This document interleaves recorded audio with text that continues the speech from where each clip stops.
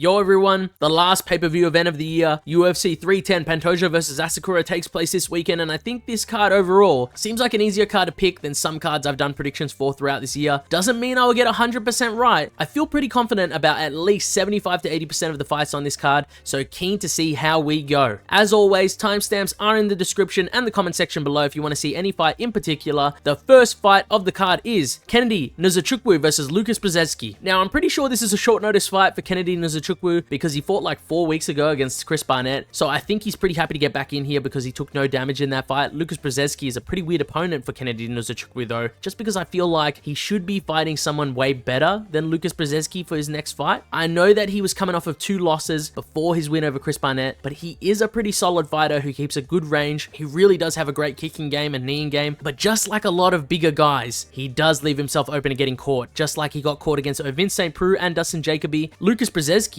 on the other hand, is also a similar fighter, pretty decent kickboxer, but just gets slept by a lot of guys due to poor defense in his stand-up. I could see this ending in a KO almost certainly, and I could see both being finished, but if I had to put a percentage on it, I'd give Kennedy Nzechukwu around 80 to 85% chance to get this one done by finish here, so I will be adding him to my confident picks list. That's the pick, and we move on to Guida versus Chase Hooper. A -700 favorite to Chase Hooper, lads, on Tapology. That is insane, but it is pretty correct. I ain't gonna lie to you. I can understand being a fan of Guida, guys. My old man himself is actually quite a big fan of Guida because of his fight with Diego Sanchez, but there is no way you can pick Guida to win a fight against a solid level opponent in the year 2024. There's just no way, guys. Chase Hooper is dangerous all around. At this point in his career, he used to be a BJJ guy mostly, but has improved massively in all areas of the game. Whether he TKOs Guida or submits him is the real guess here. Most likely, he will get this to the ground and submit him to get the win, just because there's such an overwhelming grappling disparity between the two fighters, and they both know it too. Chase Hooper and Guida had a grappling match around 2 years ago,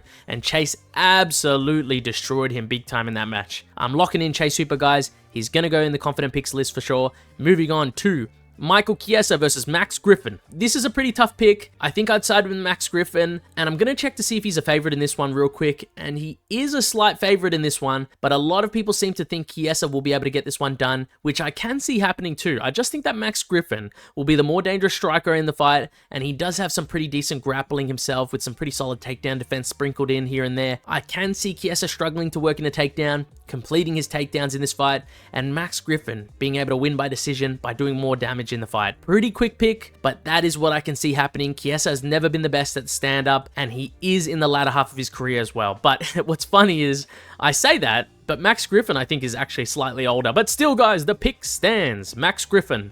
Moving on to Cody Durden versus Joshua Van. Now, this is a matchup I'm super excited to watch go down. I think Cody Durden is going to try to grapple for dear life in this matchup, and it all rides on his ability to be able to get the takedown versus Joshua Van. I don't think Durden will be able to pressure Joshua Van and put him away like Charles Johnson did when he fought Van, and that fight was also super close until the finish, by the way. So Joshua Van will most likely be able to stuff the takedown attempts by Cody Durden in this fight, and he'll end up snowballing to get the finish on the feet by round 3. I can really see it happening since he just doesn't stop with his pressure, and he is such a solid boxer in the division. I just wish Van was a little bit bigger for the division, because sometimes I can visualize someone out muscling him in the grappling exchanges just because of his smaller frame. But either way, he is still the pick here. Moving on to Chris Weidman versus Eryk Anders. Guys, I already picked this fight. This fight was once scheduled in the last pay-per-view before Eryk Anders pulled out. Just a quick recap of my thoughts. I did mention in that prediction video that I would be going with Chris Weidman because I believe he's just a better version of Eryk Anders in a lot of ways, and they both fight very similar styles. But, you know, Chris Weidman just looks a little bit better and more of a solid fighter on the feet, and it'll be hard for Eryk Anders to rely on his wrestling against a great wrestler like Chris Weidman.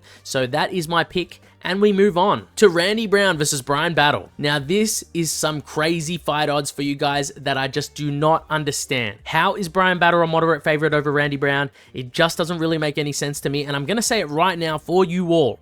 Not only am I picking Randy Brown to win this fight, I am also going to put Randy Brown into my confident picks list. I do not care that he's a big underdog. I think they messed up the odds and might need to make some adjustments when it gets closer to the fight. I think Randy Brown is the more complete fighter overall, and he is extremely dangerous on the feet and on the ground for someone like Bryan Battle that just doesn't have the best defense and tends to march forward into range. Randy will most likely stick and move and establish his range early before connecting bigger and bigger shots in this fight, and it wouldn't surprise me to see him hurt Bryan Battle bad in this fight. There is a world where Bryan pressures him, tanks all the shots, and then finishes Randy Brown, but I don't think it's enough of a chance to pick him over Randy Brown, and I certainly don't think it's enough of a chance to have him as a favorite over Randy Brown. And I say all this as someone who really does like Bryan Battle, but I need to go with objective facts here for this pick. If there is an underdog to bet on this card, this is the one that I'm betting on. Fantastic odds on Randy Brown right now. He is the pick, and we move on to Movsar Evloev versus Aljomain Sterling. I think this one is one of my least confident picks on the card. I think I will be siding with Movsar Evloev in this fight, but I'm extremely nervous about an Aljomain Sterling underdog upset, just because I know how good Sterling is on the ground, and I know how much trouble someone like Diego Lopez gave Movsar Evloev on the ground on short notice when he was chaining submission attempts against him. Movsar is the clear favorite for this fight,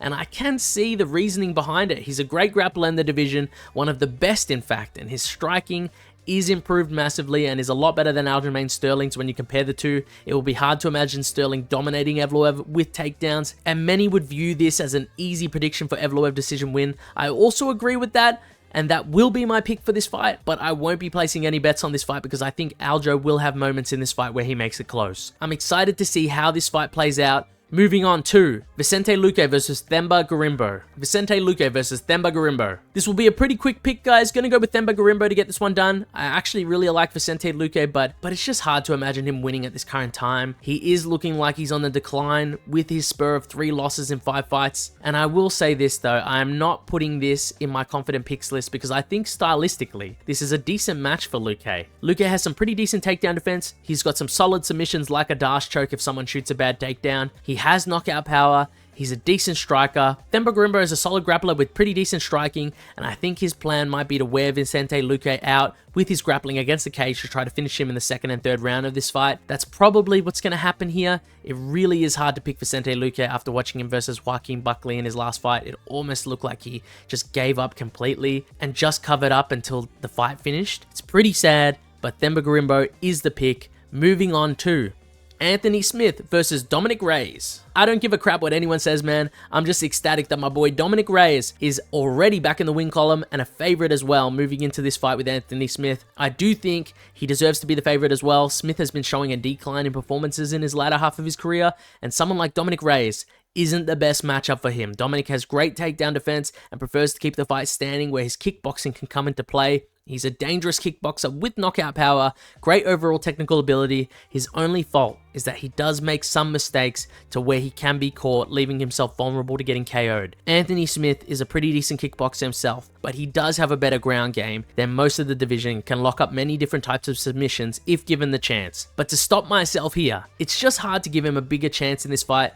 since he has been looking so stiff and more unwilling to throw and engage in the stand-up in his last few bouts. His fight with Roman Dolidze was really hard to watch. He pretty much couldn't get much rolling in that fight, and Roman Dolidze isn't known for his stand-up ability. I think Dominick Reyes pressures Anthony Smith in this one and ends up getting a finish within the first 2 rounds if I had to guess by KO. Pretty confident with this pick, but just unsure if he gets the finish or not. I could see him trying to play a bit more of a cautious game and winning pretty easily on the outside like Roman Dolidze did when he fought Anthony Smith. That's the pick, and we move on to the main card. Nate Landwehr versus Doo Ho Choi. Nate the Train versus the Korean Superboy. I went with Doo Ho Choi as an underdog in his last fight versus Bill Algeo because I believed he's still a decent talent for the division and he's got a great chin for exchanges. Nate the Train might have the slight power advantage in this one and might be looking for timings with his hooks and his uppercuts. And I can see this being a majority stand-up fight, and I do think I will be going with the underdog again, Doo Ho Choi, to get this one done. I just see these boys exchanging quite frequently, dishing out some really damaging shots, and I think they're going to be in a battle in this fight, and I favor Doo Ho Choi's chin to hold up more than Nate Landwehr's, since Nate tends to get hurt in almost every fight that he's been in, but always seems to just get the comeback and win regardless. I do think Doo Ho Choi potentially will finish Nate Landwehr in this fight, most likely, but I wouldn't be surprised if he wins a 29-28 decision over Nate as well. That's the pick, and we move on to Bryce Mitchell versus Kron Gracie. Man, I know a lot of people are either for or against Bryce Mitchell, but I really like him, and he seems like a genuine dude.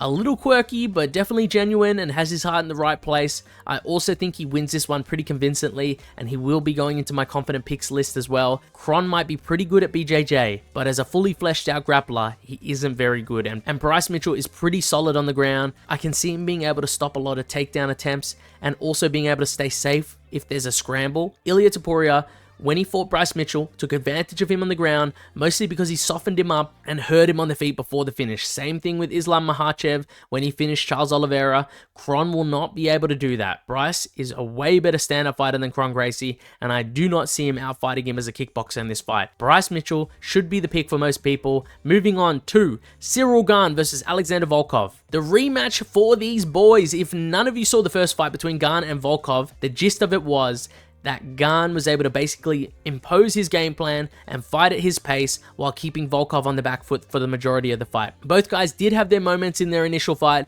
but Cyril Gane was the clear winner and controller of that fight, and I'm sure he will be looking to do the same thing again this weekend. I think Volkov has definitely improved somewhat from their last fight, but Cyril Gane has shown to still be a great mover and a very cautious striker who picks his shots extremely well. I think it takes someone like that to beat someone like Volkov. I think Volkov is definitely improved somewhat from their last fight. The first couple rounds might be a bit more even, but I think Cyril Gane will start to take over as the fight goes on, because once Volkov gets his rhythm broken, it seems that he really ends up struggling to throw anything with his hands with confidence and sort of just covers up in moments, which is pretty unlike him versus a lot of other opponents. So I'm going to go with Cyril Gane again by decision. If not, getting a finish in the later rounds, maybe around round 4.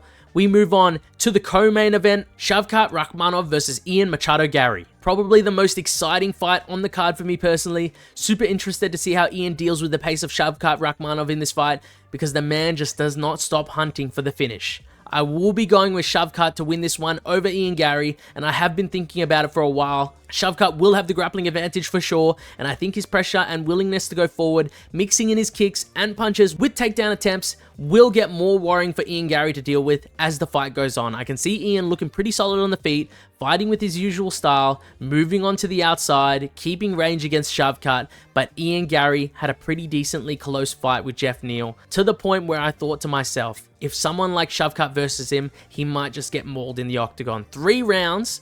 There is a world where I'd pick Ian Garry to scrape a decision, and with it being scheduled for 5 rounds and the grappling pressure and Shavkat's ability to really wear on guys with his wrestling and constant forward aggression, I can really see him finishing Ian Garry in the later rounds of this fight. Maybe around 3 or 4 is what I would think, but you never know in this sport. Super excited to watch this one. Shavkat Rakhmonov is the pick. Moving on to the main event, Alexandre Pantoja versus Kai Asakura. Getting a title shot in your debut is insane in the UFC, but I can sort of understand because of how big of a star Kai Asakura was outside of the UFC. If he were to win this fight, I think it would propel him even further into superstardom, and he would become the next big star for the division, and it for sure needs one. But will I be picking Kai Asakura in this one? Let's find out who you guys picked first, shall we?